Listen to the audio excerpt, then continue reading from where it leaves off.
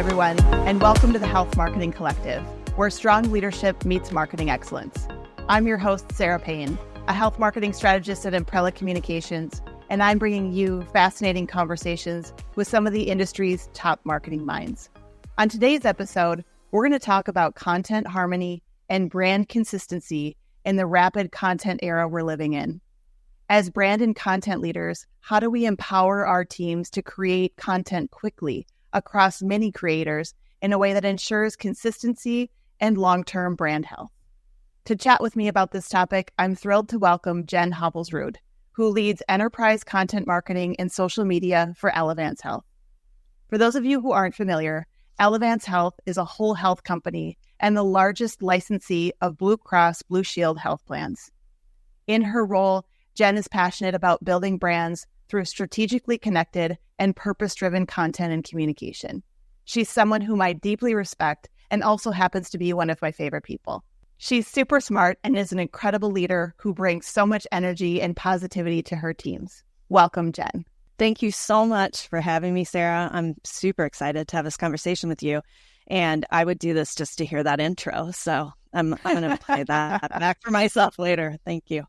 Yeah, absolutely. Well, I did want to say that Jen and I have a special bond because we pandemicked together. We were working together in the early days of COVID. The world was shutting down, adjusting to remote work. Jen, and you and I were drafting business continuity plans and crisis messaging plans together. You were on the client side, me on the consultant side. Some days it felt like we talked on the phone like 4 or 5 times a day. So Jen, you'll just always have a special place in my heart. So just thanks for being here and doing this. You are welcome. I still remember your laundry room, and I hope you remember my card table as we were making the transition from office to home. Sadly, don't be jealous, yes, everyone. I know. Sadly, the laundry room does make its appearance on Zoom calls every once in a while still today. But yes, I do remember the card table. As I mentioned, we're going to be focused on content harmony and brand consistency in the conversation today. Jen, your role at Elevance Health is a big one. You lead enterprise content marketing and social media for all of Elevance Health. Tell us a little bit about what you oversee and how content teams are structured. Yeah. So my role at Elevance Health, I came there with the understanding it was a newly created role that I would help everything, in the words of our CEO and CMO, help everything fit together better. I think there was a sense that you woke up in the morning and you went to see everything that had been, put out from the company in the last week, and it didn't look like everything stuck together, fit together very well. And so I, crazily enough, accepted the job to fix that. What that meant was, and the way that we've structured it over time is, and I'm happy to talk about what we put in place to structure that, because that is certainly more, I think, as we all realize, more than just a content marketing and thought leadership job. It's the structure that sits around it. But my job was to put a strategy in place that held all of our content and points of view together. I lead the team that executes content and thought leadership for our parent company, Elevance Health. And we felt that a federated model of structuring content across the organization was best, meaning that we all work together and dotted line in to the same organization, but we have executional teams embedded in each of our lines of business because we felt it was best to sit closest to the people that you're serving, solutions that you ultimately need to understand and the problems that they solve. And so while I lead the strategy that connects all of that, the execution is, again, in this federated model. Interesting. Yeah, I thank you for sharing that, because I think a lot of organizations struggle with exactly what sounds like you were brought in to do, which is to make this all work, right? Fit it together, as you said. And that structure is so incredibly important. Context for folks. So federated model, you have multiple brands that sit inside of Elevance Health as a parent company. So when you say federated, so do you have sort of content leads for each of these brands, and then they report into you, but the execution then is underneath them for each of the brands? And then how many leaders do you have then? Yes, sort of. Thanks Yeah, thanks for giving me a chance to clarify. So what I mean by federated is we have a series of teams that work together. Forget reporting relationship at this point. We all tap into layers of strategy. So think of it as almost Legos that snap into each other, but are coordinated, fit together. We plan out the colors. We know what shape they're going to make, but we don't all report into a central team. We've been consolidating our brands from, say, 30, and ultimately our desire is to get down to 4 main brands, our parent company, and 3 go-to-market brands. We're a health company, so we're made up of primary 2 health plans, two different health plan brands, and a health services company. So we have content and thought leadership teams embedded at the brand level on top of each of those brands, or we're moving towards that today. We're midstream. So we all work together through a council structure, but we decided that those teams needed to report into the comms and marketing teams that they're working with, and so that content works together, it gets embedded, and you break down a silo. We felt like it was easier for all content functions to work together and collaborate than it was to sit outside of those marketing teams and branded communication that was so important to strategize, plan, and execute together. Does that help? Yes, it does help. Clear? Thank you. Yeah, it does. And I'm glad you brought up silos, because again, that's something many organizations struggle with as well. I think we'll get into that a little bit more in a moment. Jen, what is your philosophy on the role that content plays for your organization? What are the objectives that it helps you achieve? Yeah. Let me start by saying, I think content means something very different now. I think we'd all agree in the digital age than it did before. Number one, it's allowed companies, organizations to become publishers, where before you largely could purchase an ad or put a brochure together, put a press release out. We have many, many more opportunities to build an audience, build relationships, and not depend on a salesperson, a press release, and advertising to do that. While certainly all of those things are still viable, I think it just gives us a much richer environment to build relationships, to help people understand what our purpose is, what our expertise is, to learn how we think about the things that ultimately turn into solutions, and to develop brand loyalty and understanding of what we do. And I think that's the ultimate opportunity content gives you, is to tell your own story. The trick is nobody's interested really in your audience and hearing your story. So you have to figure out what's valuable to them and do it that way. And I think that's been the biggest challenge as this function matures in our industry, is to learn to think like a publisher and not like an advertiser. And I think that's part of the reason that we even are having this conversation today, because I don't think that the way we currently set up our brands and brand infrastructure really completely thinks through in deep enough ways to put that infrastructure in place that allows us to be publishers. I think it's great to set up some of our communication functions and our marketing or advertising functions, but to be publishers, I think requires a little bit different setup and infrastructure, which I think we plan on talking about a little bit more. It also creates many more content creators across your organization, and that's a huge opportunity. It's also a risk to your brand if you've got many, many content creators and they don't have something that holds a point of view and messaging in place at the same time that we know content is a relevance game and it's a speed game in a lot of cases. So the challenge, I think, is how do you create that structure that ties you together so you look like one company with one point of view and philosophy, set of values, but allows everyone to move quickly. Jen, that's such a great point about brands need to think like a publisher and not like an advertiser. I think this is something so many brands and organizations really struggle with.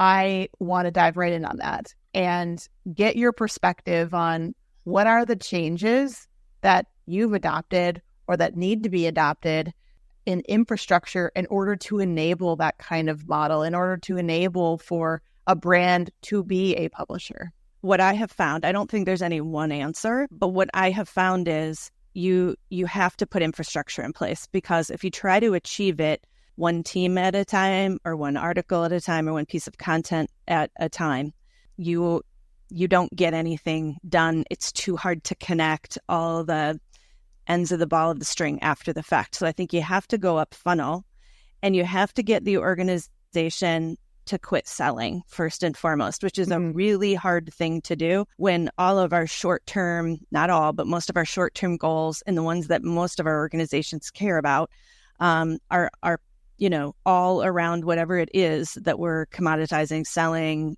seeking donations around, whatever it is that your organization does and your goals are built around.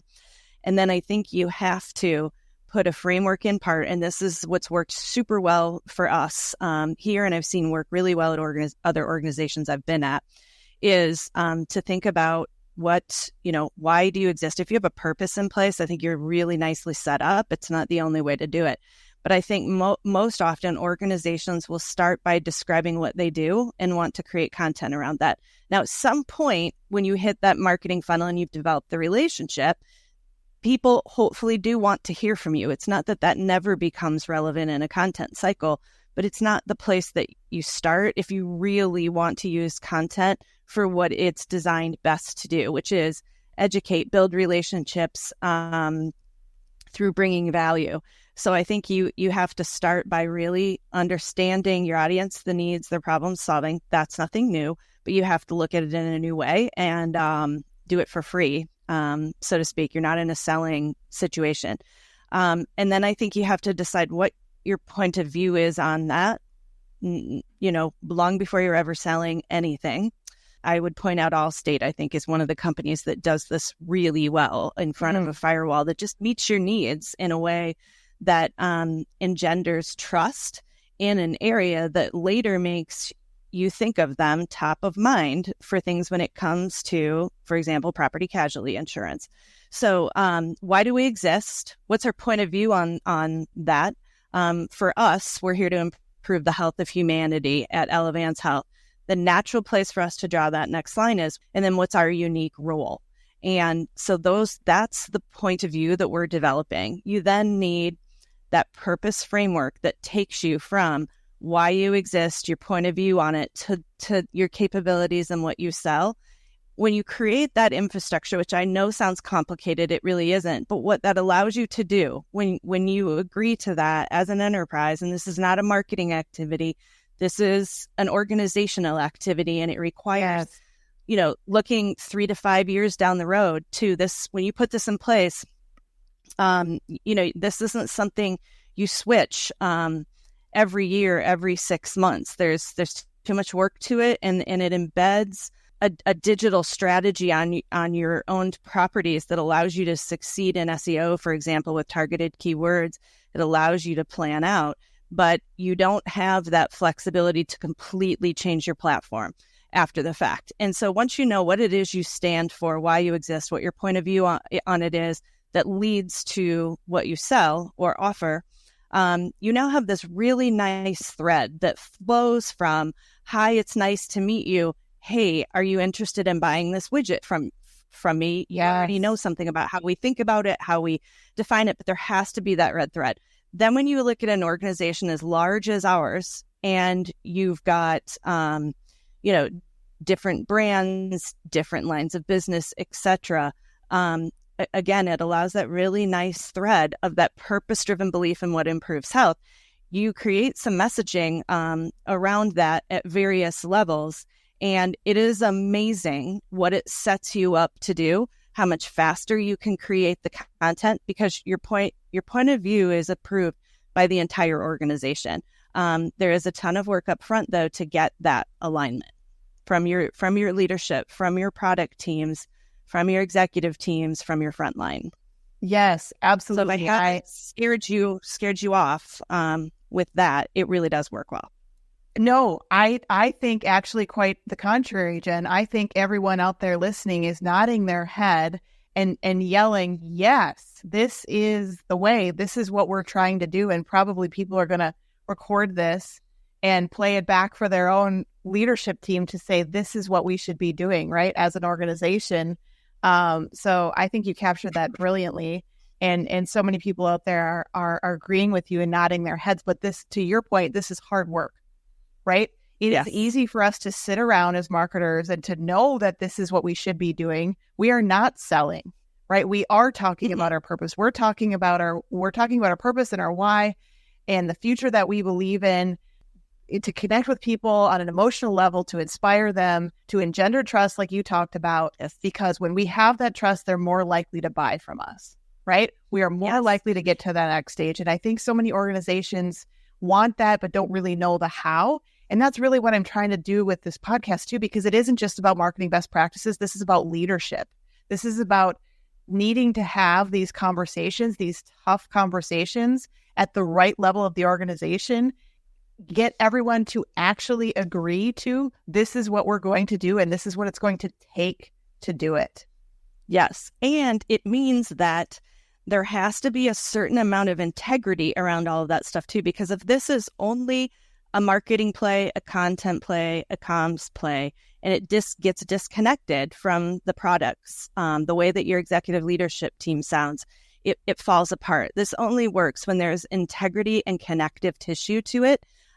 If you can do that and your organization is willing to take you on that journey, I can't tell you the payoffs that we've been able to see. And it's amazing to me too, when you can do what we believe is needed today to improve health, put a simple framework in front of people to say, this is what connects our purpose to what we do. It fills that middle gap that usually marketing teams have a really hard time filling. And those words start to not only reflect your internal culture, what you believe, the products you sell, but it starts to influence them, because all of a sudden there is this connective tissue that a purpose can create, but not without really defining what it means to your organization, where it starts to show up in your business strategy in new ways that probably would never have happened before. But the crisp clarity that comes is pretty amazing. It's also amazing how it can align people behind your number one priorities, and I think really motivate your employees, not only those outside that you're trying to build a relationship with, but there's a whole lot of research in terms of the types of organizations that we want to work for and buy from. And when you can demonstrate that purpose, it not only supports your content, but there's a whole lot of other exponential impacts that come from that. It just happens to be one of the things that I think you need in place for content and a content program to succeed. Yes, absolutely. So tell us more about the how, right? We know, we understand what needs to be done. And this really is about elevating marketing to, a strategic driver of the business, and getting everybody aligned around that.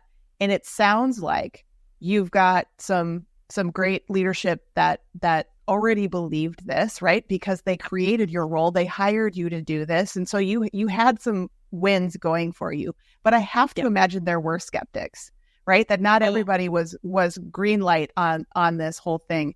So walk us through, what you learned in trying to bring this forward and make this happen for your organization, because others are going to face similar challenges, and I want to just we get really candid about that. Let me say two things first that I think will be tangential to your question, but relevant.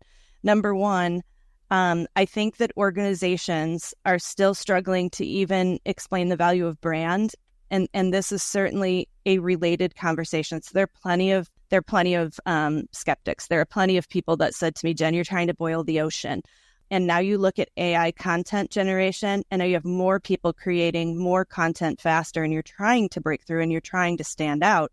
Without this, companies that do this and invest in it early are the ones that are going to have the strongest brands, in my opinion, as we move through the next few years and experience the real impact of AI on our organizations. So if that's yes, there are skeptics. Here's why I think that companies, just one of the reasons you should be motivated. The how is, I think the biggest mistake that you can do here is to sort of go in a back corner with your marketing partners and say, here's what we think our purpose is and how everything we do is connected to purpose, and then launch it to the organization. Even if you get it right, and I think it would be, difficult to do it in that silo of thinking, but even if you did, nobody else feels like they own it. And I think this is one of those things that you can't let everyone touch it.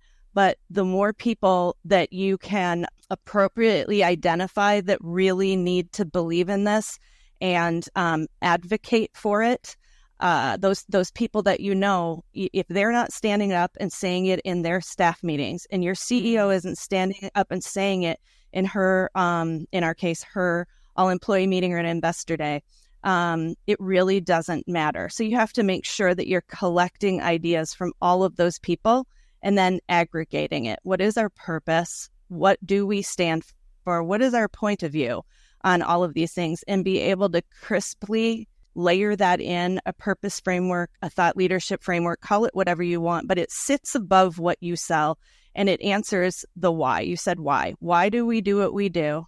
And how does that lead to everything else? How does that lead to our belief in the products we create? How does that how does that lead to how we create a customer journey, how we create customers, how we treat our employees? There should be a red thread through all of that. And so we started by interviewing and listening to a whole lot of people, and continuing to refine and get down to that level of truth. Like, this is as simple as we can make this. And we've created it at a level that everything else can connect.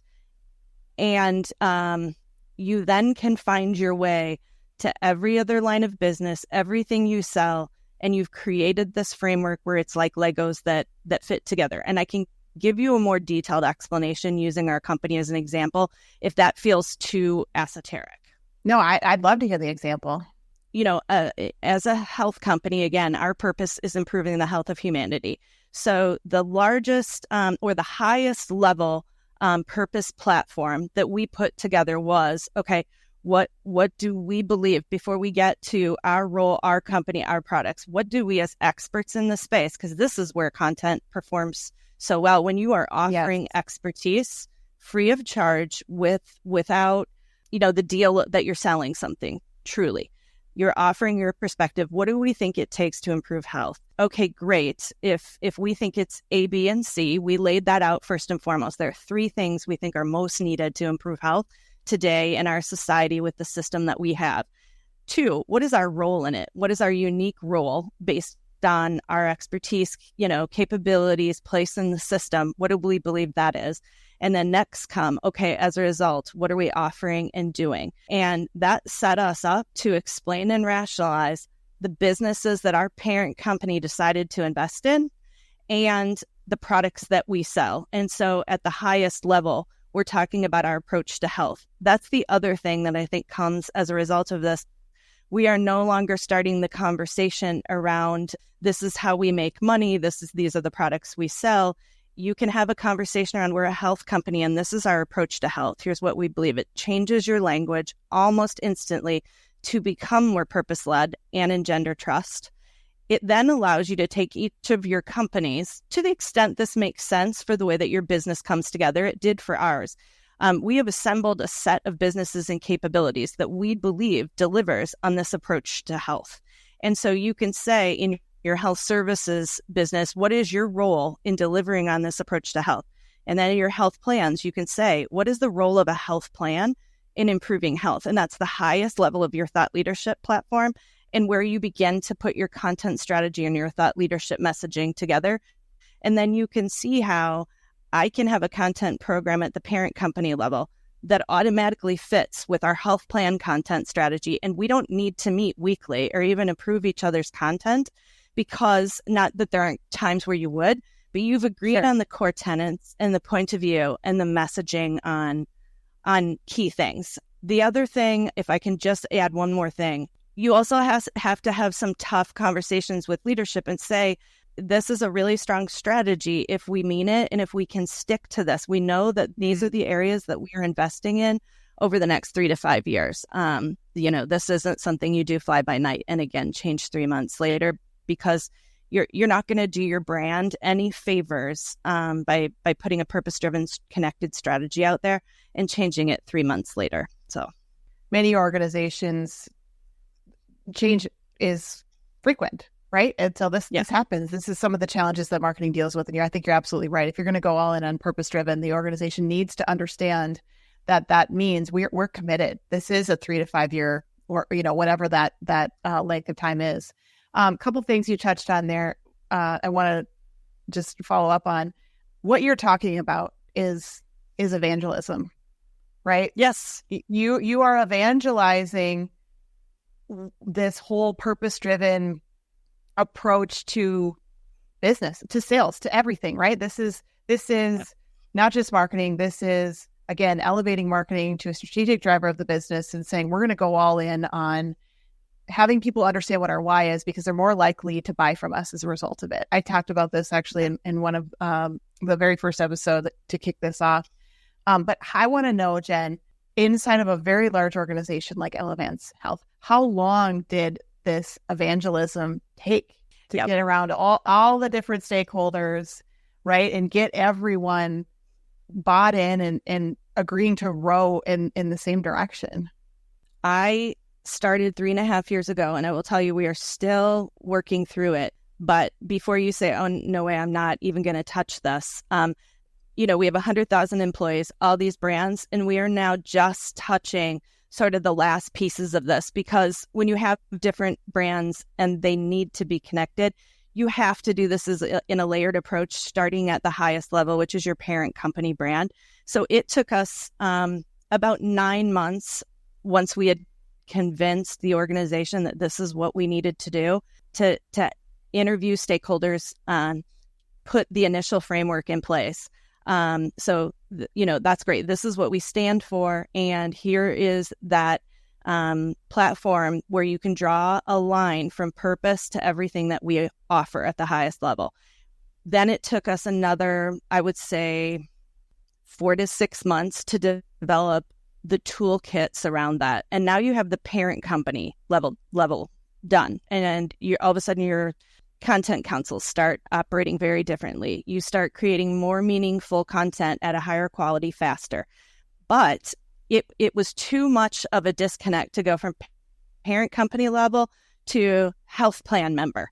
You just couldn't be relevant enough. And so now we are doing the work at the brand level for each of our health plans. We've got 1 done and we have 2 to go, and we're about halfway through that process. So, I think if you were in a much smaller and simpler organization, but you have something that people are committed to, like a purpose or a central idea, I think it's I can't see doing it in less than 6 months. Oh, yes. Heavens no. But I appreciate you being very candid about how long it has taken. And I know you went through sort of a rebrand at the beginning of your tenure that also took a lot of time and energy and effort that sort of kicked off all of this work in a very big way. But I appreciate you being very honest about that, because I think people need to go into this eyes wide open and understand the patience that it takes. Because to your earlier point, the organization is looking for short-term results. Absolutely. Right? The organization is looking for short-term results, but this is a long-term commitment. This is a long-term investment in building a brand around purpose-driven storytelling. And not everyone has the guts for that. Not everyone has the tolerance for it, because we need sales tomorrow. So I want to ask, how do you manage expectations around that reality? And again, I know part of it is part of the evangelism process and getting everybody on the same page and getting executive alignment around this. But I still think that you could agree to something in a room together. Yes, this is a long-term thing and we're absolutely committed and on it. But then, the end of the quarter rolls around and where are the results, right? And those questions are going to crop up. So how do you and the organization, the marketing organization, manage those expectations? Yep. It's a great question. And I think if you started this process out by making big promises with inflated timelines, people really do need to know what they're in for. This is a shift. I was always very clear what the potential was on the other side, but very realistic with people to say that this is worth it, but this is a very slow build. This is something that you will begin to see pay off. Honestly, like any content program, right? It takes time to build and pay off. And then once it does begin to do that, and there are certainly many layers in there, many factors, I try to always be very good about going back to those stakeholders and having regular touch points and saying, here is the payoff of this work. Here is where we may need to make some tweaks. And when I say tweaks, like you said, business changes so fast. We all know that. Organizations change. You have leadership changes that, toss some of this up in the air. But if you really can commit to this purpose-driven alignment to what you do, it rationalizes every change you make thereafter and makes communication of those changes and alignment, even with internal audiences, so much easier. Yeah. Jen, we're unfortunately coming up on the end of our time, but what I'm going to do is I'm actually going to, I think we need a part 2 on this conversation because we've only but scratched the surface, I think, on a very important topic for many brands and many leaders. And so I'd love to have you come back for another episode. But before we end today, I would like to switch gears for a quick segment that I call the collective quickfire. It's just a fun way to get some valuable nuggets of marketing insight from you before we end the episode. It's 5 questions. And the first one is, what topic is overhyped in health marketing? I think what's overhyped, maybe not within marketing, but certainly on our leadership, is the results that you can get from organic social. Good one. I'm curious, what do you outsource versus keep in-house at Elevance Health? We don't outsource a lot of this program. We do not outsource the writing. We do not outsource the strategy. But we do have writing partners, and we do have agency partners that are sort of embedded as a part of our team. And I wouldn't say that we're wholesale outsourcing anything to them, but it is a flexible extension of our team that allows this outside perspective. Love that. Leads or awareness, which reigns supreme for you? I'm an awareness girl. I like the upper funnel, but I know that those two things absolutely left to right hand. We need them both. One's long term, one's short term. So absolutely, I can't pick. I just know hard my to choose. spot is. It is. Yeah. I think I know the answer to this one. What's more important to you, short term results or long term investment in building the brand? For me, long term. I think there are enough voices out there yelling for short term. I don't think that we lack any pressure for short term. So I'm gonna take the road less traveled, so to speak, and go long term. Yes, I'm with you. Last question: what's the best podcast episode or book on leadership or marketing that you've consumed recently? The one that I think you would say this falls into this category, but maybe you can tell from this podcast, I sometimes can be rather verbose for a communicator and a marketer. Smart Brevity from Axios was mind-blowing for me because it gave me a structure to try to think about how to, keep a rich dialogue going or rich summary going, but keep it short. Love that. I love that. I have that one too, and I love it. Well, Jen, this has been really fun. Thanks for doing this with me today. How can listeners get in touch with you? LinkedIn, Jennifer Hovelsrud, Hovelsrud. I'm in Minneapolis. This is my favorite subject, so if you want to talk about it too, look me up. Awesome. Love it. Well, as usual, the collective dished out some pretty great insights today. If you are feeling inspired, please do us a favor and subscribe wherever you get your podcasts. Thanks for being part of the Health Marketing Collective, where strong leadership meets marketing excellence, because the future of healthcare depends on it. See you next time.